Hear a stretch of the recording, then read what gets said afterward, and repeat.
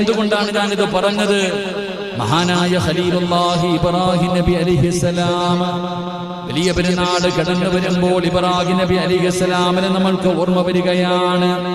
ഇബ്രാഹിം നബിയെയും തന്റെ പ്രിയപ്പെട്ട ഭാര്യയായ ഹാജറ ബീവി റളിയല്ലാഹു തആല അൻഹ, തന്റെ പ്രിയപ്പെട്ട പൊന്നുമകൻ ഇസ്മായിൽ നബി അലൈഹിസ്സലാം ഇവരെ ഓർമ്മിക്കാതെ, ഇവരെ അനുസ്മരിക്കാതെ, ഇവരുടെ ചരിത്രം പറയാതെ ഒരിക്കലും ബലിപെരുന്നാൾ നമുക്ക് ആഘോഷിക്കാൻ കഴിയില്ല. ആ ബലിപെരുന്നാൾ കടന്നു വരുമ്പോ ഈ കുടുംബത്തെ കുറിച്ച് നമുക്ക് പറയാതിരിക്കാൻ കഴിയില്ലല്ലോ. ആ ഇബ്രാഹിം നബി അലൈഹിസ്സലാം തന്റെ ജീവിതം കൊണ്ട് തെളിയിച്ചു തരികയാണ്, ഞാൻ ഒറ്റയ്ക്കാണെങ്കിലും പടച്ചവനെ, എല്ലാവരും എനിക്കെതിരാണെങ്കിലും എന്റെ കൂടെ പടച്ചറപ്പുണ്ടല്ലോ. ആ അള്ളയുണ്ടെങ്കിൽ പിന്നെ എനിക്കെന്തിനാ പേടി വേണ്ടത്? ഞാൻ എന്തിനാണ് പേടിക്കേണ്ടത്?